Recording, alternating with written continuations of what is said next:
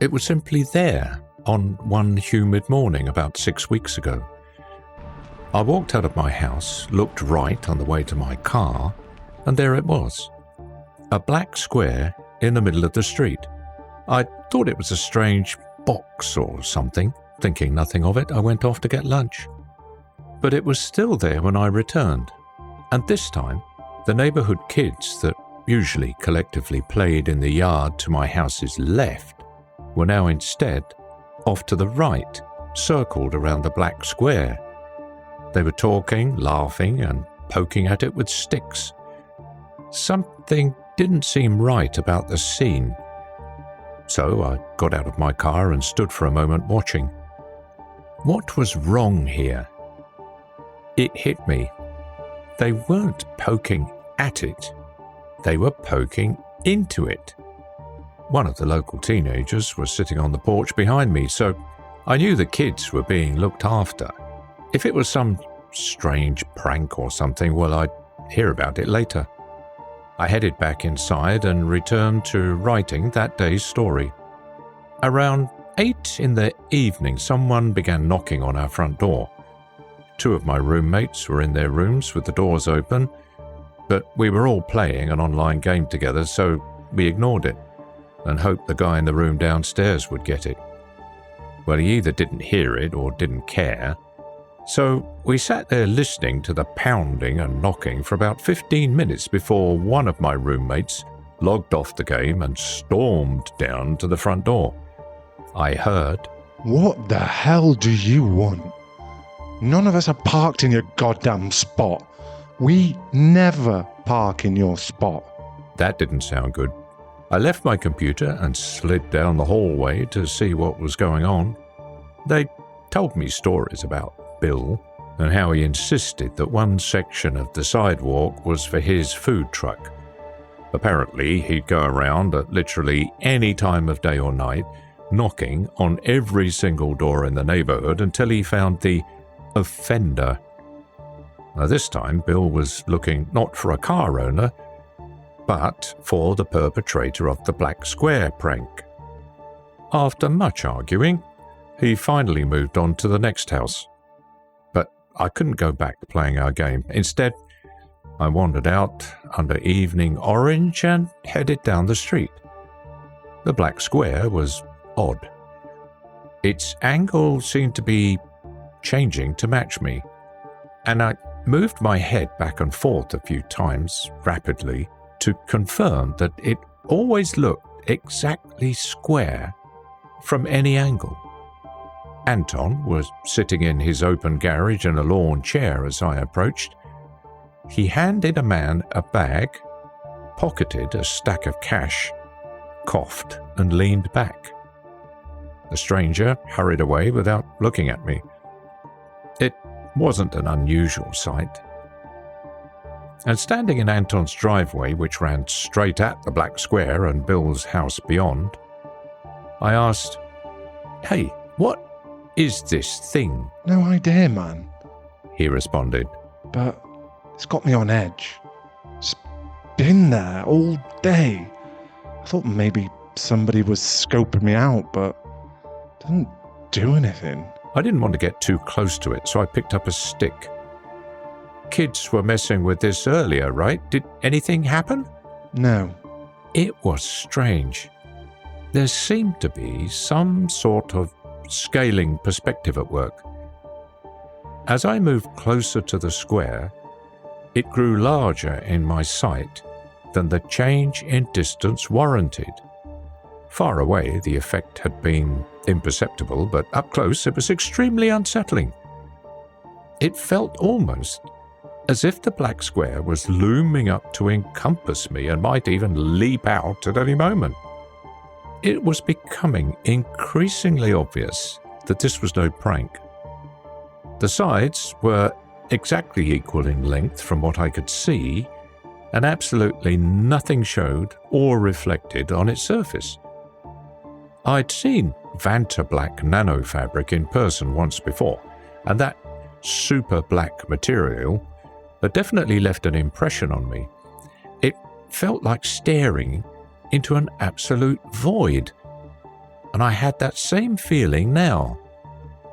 The only difference was that my stick encountered no resistance as I moved it forward. I took one step, and the stick still moved freely ahead. Was it past the threshold yet? It was disturbingly impossible to tell because the square always seemed to be facing me, so I couldn't tilt left or right and get a look from the side. The square also got bigger, faster than it should have with each step, so I couldn't get a good idea of exactly where it began and ended.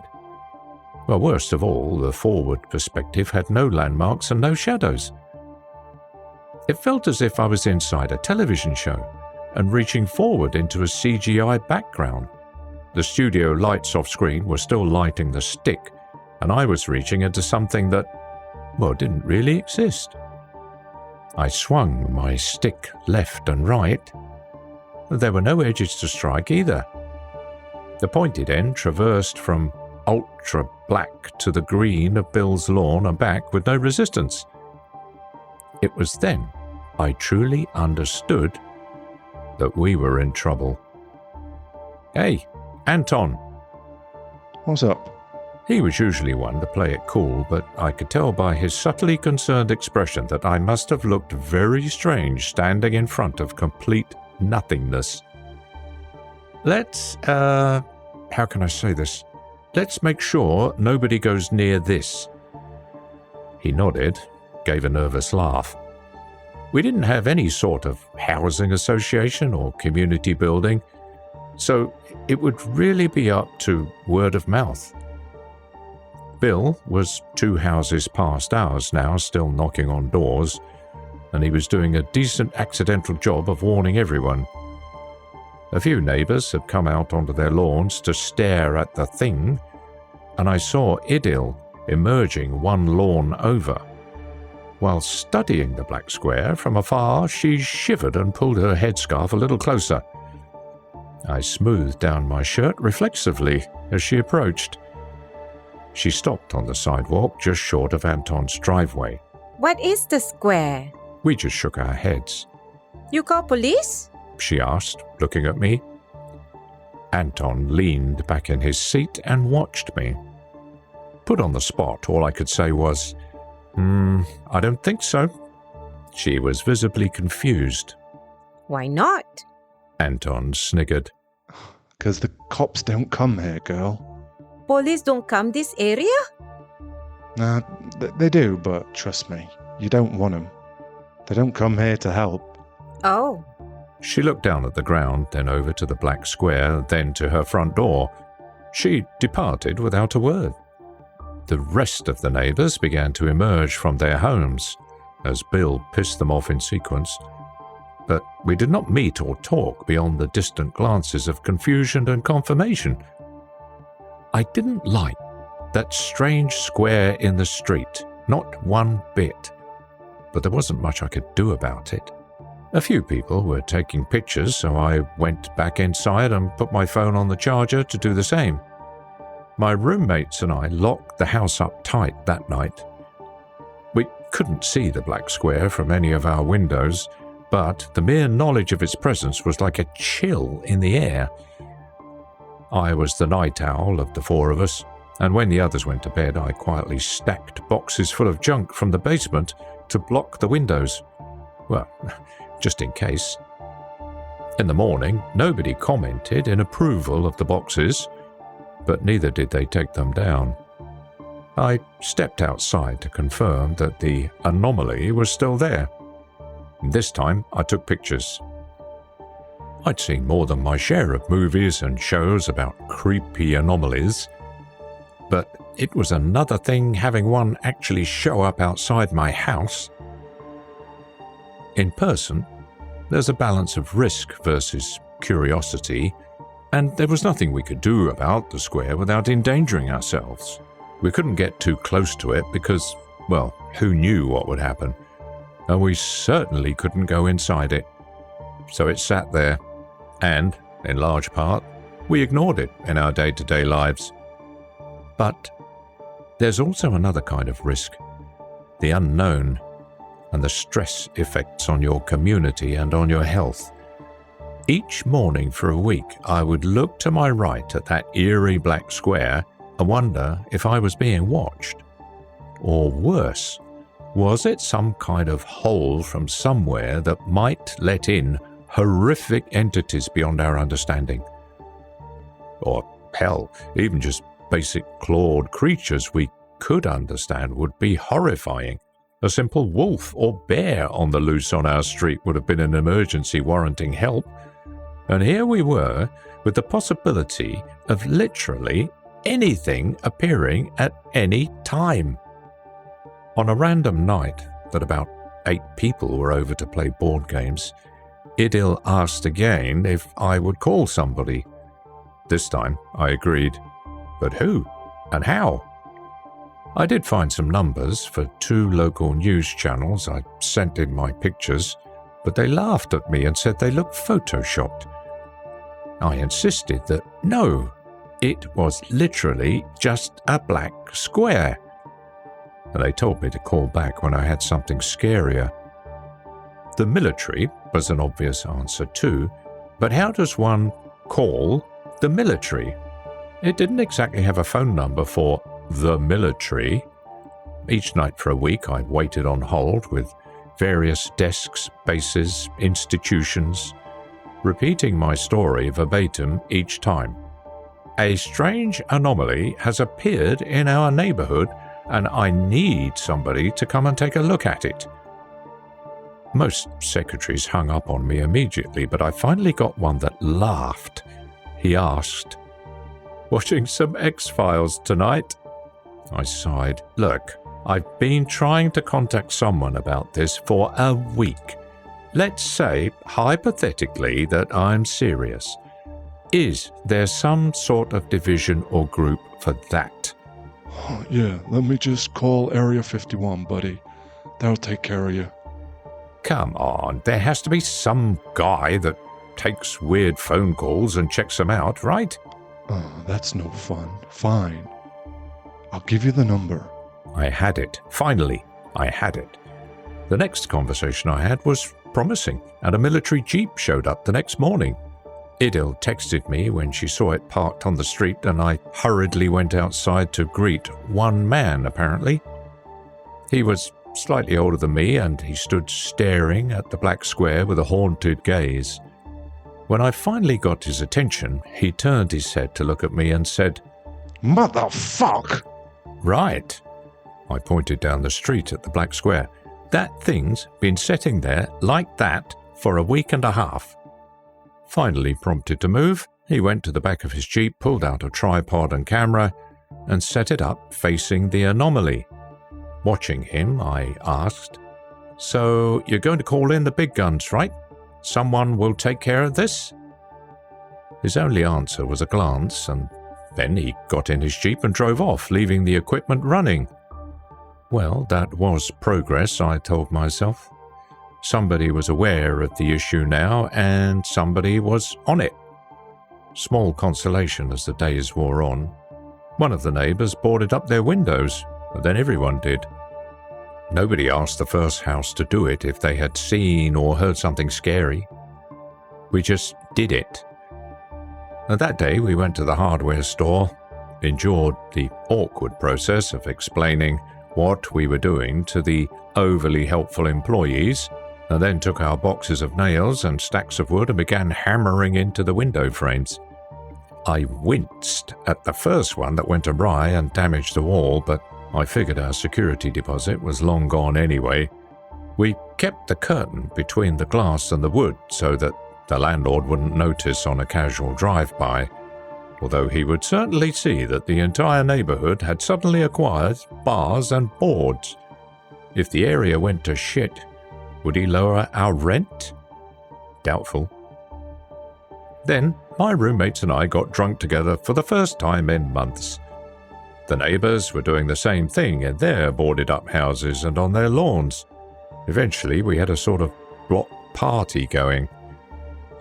It was an eerie thing, all being connected and bonded by a common threat, but being unable to mention that threat even as it loomed in the distance at all times. There was nothing we could do about it, so mentioning it publicly was impolite. As dusk deepened and someone started a bonfire in the backyard, I almost couldn't stand the pressure of what was happening. That thing might turn deadly and kill us all at any time, but I wasn't even allowed to mention it without pissing people off. Boarding up our houses? We were all reacting to it. We were all aware it existed, and we all knew everyone else knew too, but we couldn't talk about it. A weird defensiveness was emerging among the conversations I overheard. This was our street, and none of us could afford to move away. Therefore, the Black Square had to be harmless. There were even people talking about the idea that there was nothing wrong at all, and that talk was growing. Agitated, I left the block party. I still wanted to drink, but angrily now, so I went to the nearest bar and sat. By pure chance, to my left was the soldier who'd set up the camera equipment. He was half sloshed already, and he looked sidelong at me while holding the bar to keep himself up. He laughed darkly. Oh, it's you. It was almost a relief to see that he was still in town. Are you guys going to do anything about the Black Square once you collect enough info? He sat taller and focused his bloodshot eyes on me. Guys? Yeah, your team or whoever. It's just me. Oh, well, what about the higher-ups? He downed another shot that had just been delivered. Higher-ups. My whole department got cleaned out by the new administration to cut costs or something. I'm the only guy in my entire building. My beer arrived, and I took a sip of it while trying to fully understand what he meant. Like, temporarily? Are you waiting on new hires? He gave an exaggerated shrug. It's been 7 months, and nobody talks to me or tells me anything. I just get a paycheck automatically. No emails, no nothing. I'm thinking maybe they just forgot to transfer me when they got the rest. I don't even think anyone knows I'm still here. That was an off-putting thing to hear. Then, what do we do about the Black Square? He gave a long, drunk belly laugh. Oh, brother, there are 47 anomalies in Ohio alone, and I'm the only person in the state left in the department that handles that shit. Just be happy that yours isn't making people crazy or changing your muscle tissue into acid while you sleep. What? Does that happen? He stared forward at the venue's long mirrored back wall for a moment, unmoving except for the muscles in his jaw tightening as if he was grinding his teeth. After a tick, he suddenly reached over and clapped me on the back. Nothing so dramatic as all that. I'm just playing. He got up, threw some cash on the bar, and began to stumble away. Wait, I called after him. What's your plan for the Black Square? Plan? He yelled back on his way out the door. You are on your own, brother. I skirted through the crowd and pushed out into the night. And what about the 46 other anomalies? He just kept walking and soon became small in the distance. Was it really possible that there was nobody manning the defenses for things like this? Were we simply open to danger with no one to respond? Was the only working plan to hope that nothing bad would happen? What the hell kind of plan was that? I returned home even more agitated than before. It was about 3 weeks after the appearance of the anomaly that those that insisted the Black Square was harmless became the majority. We'd been able to complain about it, make jokes, and watch it fearfully before that afternoon, but the winds changed and I immediately found myself on the outside with no warning. If I glanced suspiciously at the Black Square, someone would deride me for it. If I tried to measure it, to see if it was growing at all. Someone would come out on their lawn and tell me to stop and that I was wasting my time. By the 4th week, those reactions became veiled threats. Bill was standing out on the sidewalk the first day of the 4th week. I'd just come home from playing a card game elsewhere and he approached me rather angrily. "Stop causing trouble," he said without sugarcoating it. Me? He was a large man in multiple ways and I took a step back warily.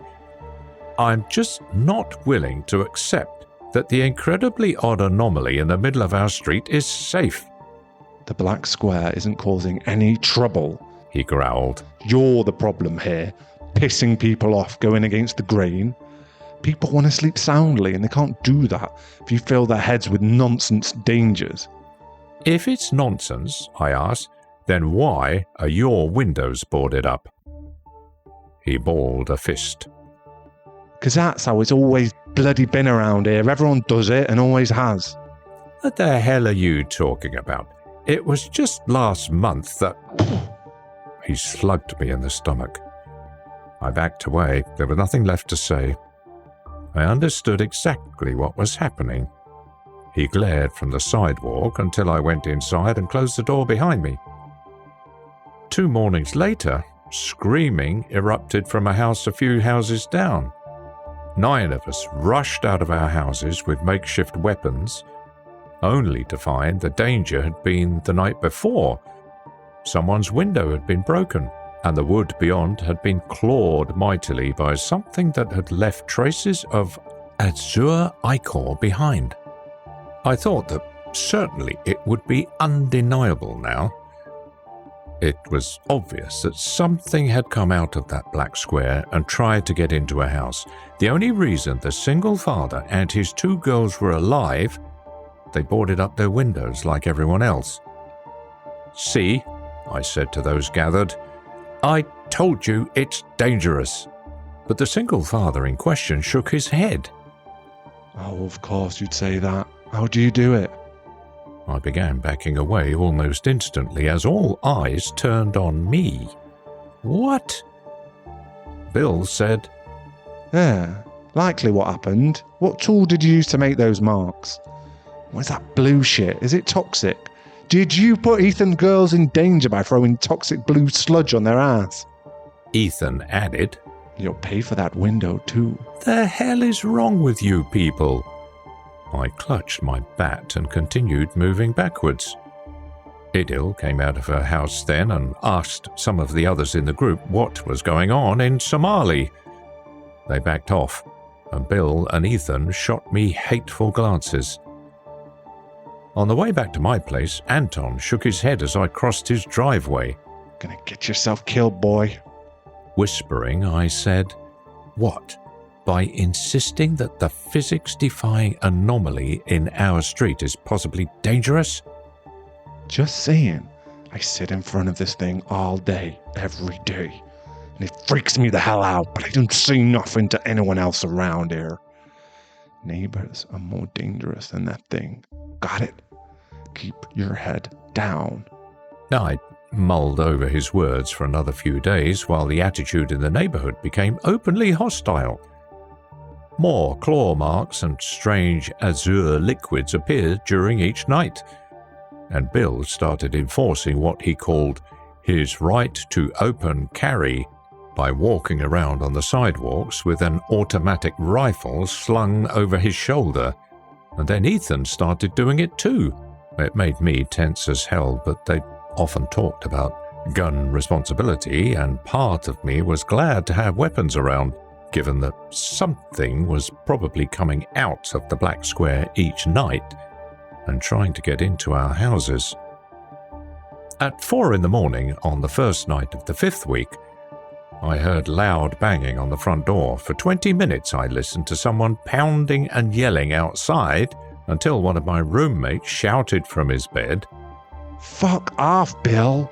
We don't have to answer the door for you. We're not parked in your goddamn spot." The knocking went silent.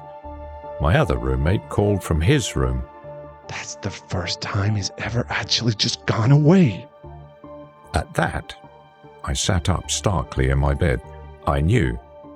In that keening instant, I knew. Something had happened out there. Some spark. Perhaps the unseen creature had finally got someone. Perhaps it had got one of the neighborhood children. I grabbed my baseball bat and put on my tennis shoes. Other than that, I was only in shorts and a t-shirt, but there was no time. Running into the dark hallway that connected our rooms, I whispered, "Get your gun out." What? My roommate asked. "Get your goddamn gun ready," I practically hissed. "They're coming for us." There was a crash of glass and the sound of boards being ripped off in the back of the house to punctuate what I'd said, and I heard my roommate jumping up and fumbling around with the case that held his gun. My other roommate just sat quietly and fearfully. They're not coming for us. They're coming for you. In the dark, I heard his door close and lock. This was no movie situation. I knew this would end very quickly between untrained civilians, and I knew I was at a big disadvantage. If the windows hadn't been boarded up, I would have escaped that way, but I was forced into a corner. I only had knowledge of the terrain and the advantage of surprise. Using long steps to avoid parts of the floor that creaked, I moved out into the board game room, and a big silhouette moving around the corner became a wide-open target for my bat. I swung without restraint and as hard as I could. I never tried to kill anyone before, but I was amazed at how lethal my strength felt when the restraints were off. The bat snapped in half on Bill's head, and he fell to the floor. He limply tried to resist, but I pulled at his rifle while screaming obscenities, and he gave it up while groaning on the floor and whimpering about his head bleeding. I had won. But, unfortunately, there were 7 more silhouettes behind him. Ethan was among them, and I saw his face by moonlight as they dragged me out into the street. This asshole nearly killed Bill. He shouted. Proof positive he's the one behind the attacks. "You came into my house with guns," I screamed at them. "You goddamn psychopaths!" There were 20 other people out there already, many sticking to their own lawns. By the light of the full moon, they watched fearfully. Some of them asked if what I was saying was true. Ethan yelled over me. He'll say anything to trick people. It's fake news. Fake? They were still holding my arms, but I struggled. "This is ridiculous. You've all got guns, and you literally just broke into my house in the middle of the night." Fake lies. Ethan insisted to the neighbors we passed, as they kept pushing me and dragging me. As we passed Idil on her lawn, I realized where we were going. She ran forward and kicked at Ethan. I did not leave my country just for you to be the same. One of the men stayed behind to keep her restrained, and I nearly got away because of the distraction. Unfortunately, they caught me and continued moving me towards the black square. Even by moonlight, it was starkly visible. "Why are you doing this?" Ethan snarled. You know, you monster. I can't let you live after what you did to my little girl. I could see one of the wooden barricades among his windows had failed. Something had broken its way inside, and red blood was mixed with the azure pools usually left behind.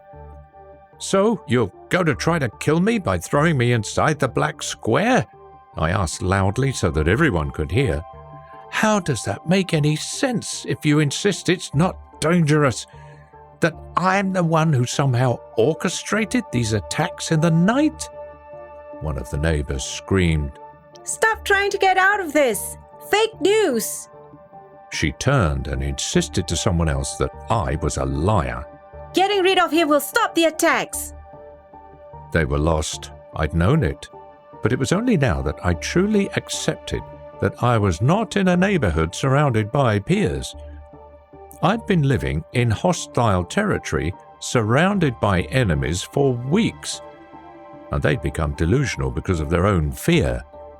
Living with fear every single day and being unable to do anything about it had turned their fear to anger, and now anger had become violence directed at the only target they could actually reach, their neighbor. On that first night of the 5th week, they kicked me forward and pointed their guns at me, forcing me to walk into the black square, the unknown source of their fear. It had come to us from somewhere else, but it was now the desperate void at the center of our lives. It was our heart. I'd never felt more sharp and aware. Adrenaline seared fire through my every nerve as I kept moving forward away from the guns at my back. The dark square expanded rapidly in my sight, but then grew more slowly as I came nearer than ever before. It asymptotically filled half of the sphere of what I could see. I kept waiting to pass the threshold like a door to see the sides I'd tried to find with sticks and ropes over the last 5 weeks. But it never came. I kept pressing forward only to find myself still half in the world I knew and half in the darkness, until I turned around and saw Ethan and the others very far behind me. My brain struggled to process the shape or curve of what was happening, but I had the distinct sensation that I could keep walking forever and the black square would remain a giant sail pressed against half of me. Except I knew there was an unseen drop-off. Perhaps that was the key. Perhaps the door was actually down, and the black square we could perceive was merely a higher dimensional perspective on it. I got down on my knees and hands and began to crawl. I couldn't afford to fall accidentally. Don't bother, Ethan shouted in the distance. You're going over. You're not getting out of this. There it was. I could feel the edge. Here, the black square was almost exactly half of what I could see around me. Directly above, to the left, to the right, and down. The paved street far beyond Bill's and Anton's houses. Part of the street I'd stood upon many times coming the other direction, now met sheer void. But it wasn't dark. Light had always been coming up from below. There'd just been nothing for it to reflect from, so that we could see it. Light came up from below now, illuminating my face, my eyes, my mind. It was a ghastly light, certainly not ever a color that had graced our world before, and I could see everything by the cast of its deep glare. I'd never seen that color with the rods and cones in my eyes before, but I knew what it was. If you could open a door into the mind and observe the hues within, if you opened that door into the mind of a person being tortured with perfect and exacting skill, you would see the chroma of pain, not just the feeling of it, or the idea of it in thought, but the blood of the concept, the core, as a brushstroke on existence. For some reason, I laughed, but I did not smile. I stood and began to walk back. Ethan held his assault rifle forward. Don't you come back here. Don't you fucking do it. I just shook my head. The other men behind him raised their guns too, but they were waiting on him. I didn't slow. I couldn't. As I moved toward Ethan, I told him, "You're human, Ethan. Fundamentally capable of good, or just neutrality, of cooperation, of peace." The words spilled directly from my raw brain and into the night air. You are not like what's over that edge. Take a look for yourself. You'll understand. The barrel of his weapon glimmered darkly by the moonlight, but the square behind me was blacker. What do you mean?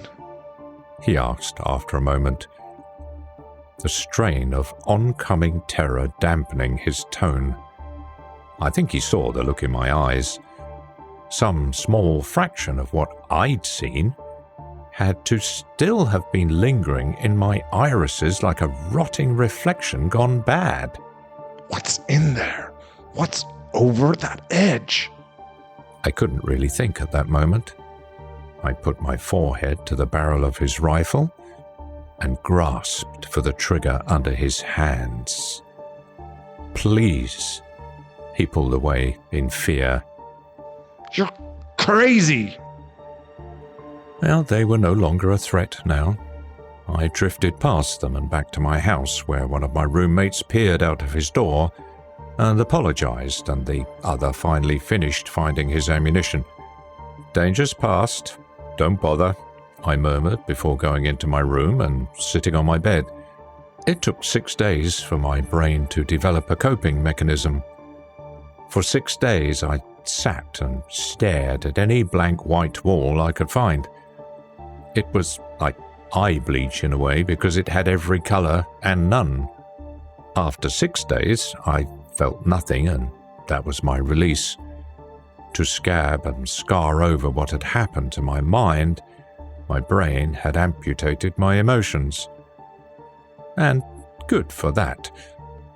I would feel horrible at the loss of love and joy and friendship and companionship, but I can't. And that's better than feeling what I witnessed over that edge. Bill was back from the hospital by then and feeling rather sheepish. A neighborhood watch had been set up, and armed men were taking turns guarding the black square, around which they'd built a wall out of bricks and cement.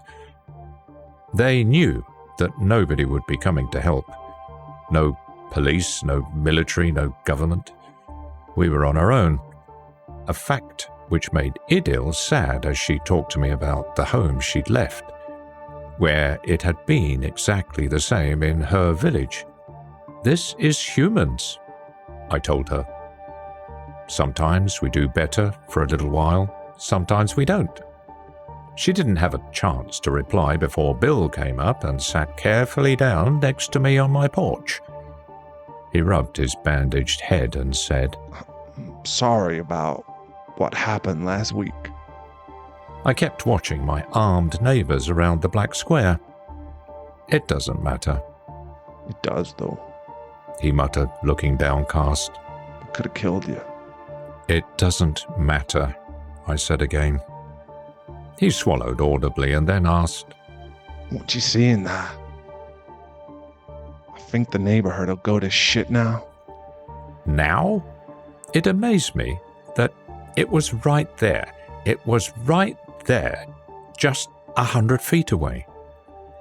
We were alive and standing here, breathing air, eating food, and having conversations just 100 feet away from that. It was always here, Bill. The only thing that changed 6 weeks ago is that we can see it now. We don't talk much anymore. The neighborhood is quieter than before. We just sit and wait for the inevitable each day and each night. The black pit is among us, lurking in open sight, and one day it will spill forth ungodly hordes I don't need to describe, because you already know what they look like. Sometimes we do better, sometimes we don't.